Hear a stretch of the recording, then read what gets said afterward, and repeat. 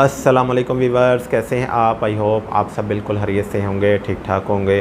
Spain का एक और वीज़ा अप्रूव्ड होकर आया है, तो आज मैं इस वीज़े के मुतालिक आपको अपडेट दूंगा कि ये वीज़ा किस डेट को अप्लाई हुआ और इस बाई की प्रोफाइल कैसी थी, और इसके अलावा स्पेन की नेक्स्ट अपॉइंटमेंट किस डेट को ओपन होगी और इस वक्त स्पेन की वीज़ा रेशो कैसी जा रही है और प्रोसेस टाइम कितना है, कितने दिनों में वीज़े लग कर आ रहे हैं।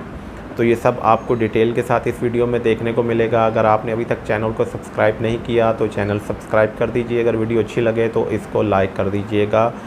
तो सबसे पहले आपको मैं स्पेन वीज़ा की अपॉइंटमेंट के हवाले से अपडेट दे दूं कि 1 जुलाई से लेकर 15 जुलाई की अपॉइंटमेंट 15 जून को ओपन होंगी, जो कि आप BLS की ऑफिशियल वेबसाइट पर जाकर अपॉइंटमेंट बुक कर सकते हैं जिस वक्त ये अपॉइंटमेंट ओपन होगी।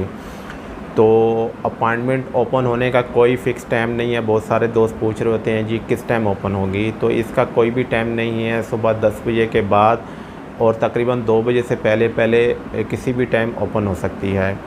लास्ट तकरीबन जनवरी फरवरी से लेकर अभी तक जो 1 जून को अपॉइंटमेंट ओपन हुई थी, तकरीबन 10 बजे के बाद ओपन हुई थी और 2 बजे से पहले ओपन हुई थी। तो जो दोस्त भी अपॉइंटमेंट बुक करना चाहते हैं वो चेक करते रहें और इस टाइम के अंदर जो है वो बुक कर लें। ये एक बात याद रखें कि लाहौर इस्लामाबाद तकरीबन 10 से 15 मिनट लगते हैं और अपॉइंटमेंट फुल हो जाती है।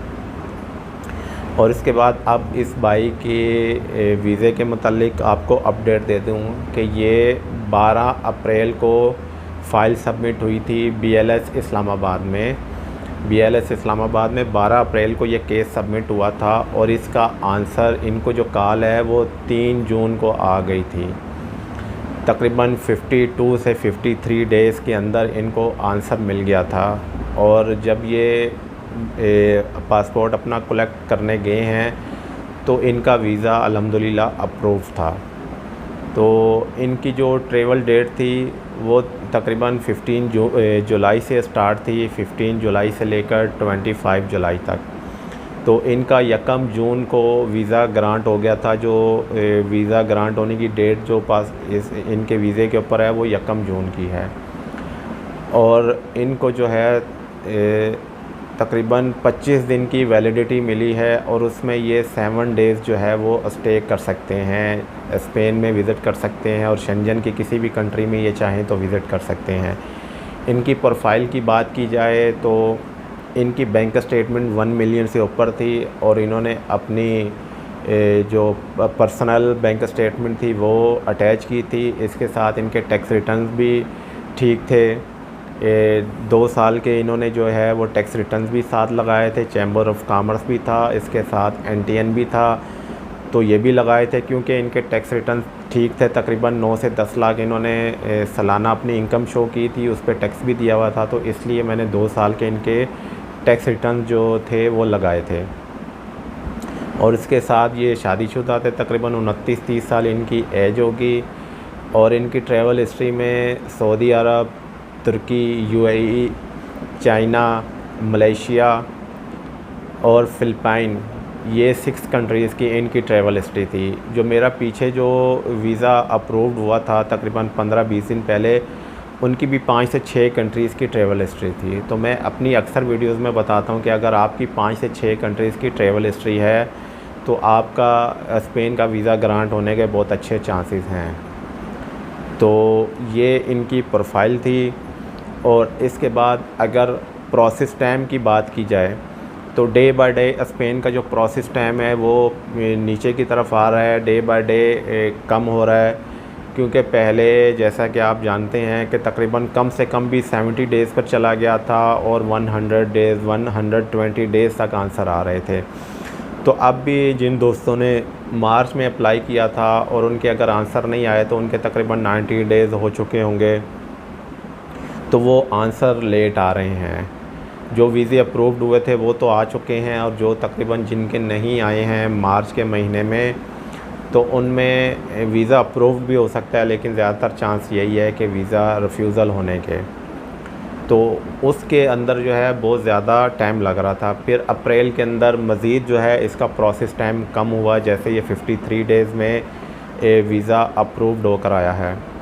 तो उसके बाद एक वीज़ा आज मैंने देखा है वो 28 अप्रैल को अप्लाई हुआ था और वो भी आज की डेट में वीज़ा अप्रूव्ड होकर आया है और उन्होंने अपना पासपोर्ट कलेक्ट कर लिया है और वीज़ा अप्रूव्ड है।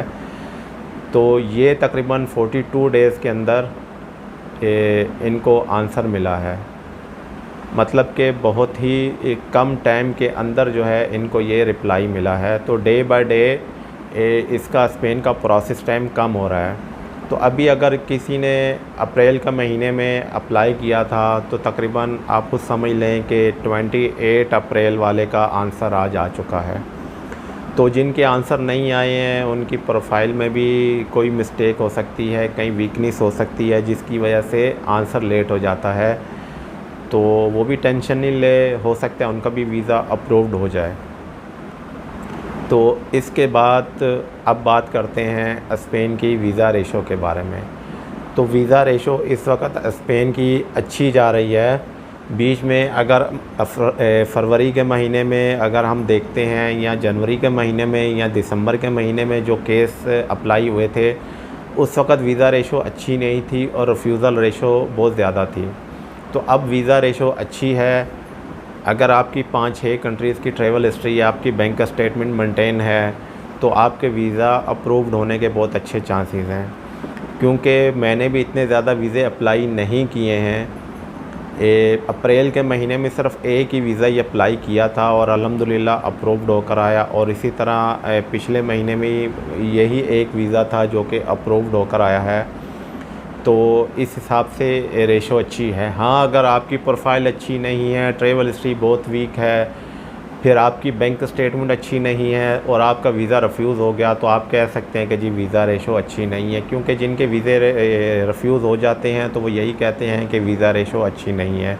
बहुत सारे दोस्त मेरी वीडियोज़ में नीचे आकर कमेंट्स कर रहे होते हैं कि जी आप जो कह रहे हैं या और जो यूट्यूबर कह रहे होते हैं कि वीज़ा रेशो अच्छी है, ऐसा कुछ नहीं है, वीज़ा रेशो अच्छी नहीं है। वो इसलिए कह रहे होते हैं कि इनका वीज़ा रिफ्यूज़ हो चुका होता है, तो इनकी कहीं ना कहीं प्रोफाइल में मिस्टेक होगी या बैंक स्टेटमेंट इनकी अच्छी नहीं होगी या ट्रैवल हिस्ट्री इनकी अच्छी नहीं होगी, कहीं ना कहीं मिस्टेक होगी, तो तब ही इनका वीज़ा रिफ्यूज़ हुआ है। तो जिन दोस्तों के वीज़े लग कर आ रहे हैं वो भी तो लग के आ रहे हैं, वो क्यों लग के आ रहे हैं? तो वीज़ा ऑफ़िसर जो चीज़ देख रहा होता है अगर उसको वो चीज़ समझ में आ जाती है तो वीज़ा अप्रूव्ड हो जाता है। तो आप कह सकते हैं कि अगर आपकी 5 से 6 कंट्रीज़ की ट्रैवल हिस्ट्री है, बैंक स्टेटमेंट आपकी अच्छी है और इसके साथ आपके तकरीबन 25-26 साल भी अगर आपकी एज है, आपके टैक्स रिटर्न तकरीबन 9-10 लाख सालाना इनकम है, टैक्स आपने पे किया हुआ है, चैम्बर भी बना हुआ है, टैक्स रिटर्न भी बने हुए हैं, तो आपका वीज़ा ग्रांट होने के बहुत अच्छे चांसेस हैं। तो यही आज की अपडेट थी। उम्मीद है कि आपको वीडियो पसंद आई होगी। अब मुझे इजाज़त दीजिए। अल्लाह हाफ़िज़।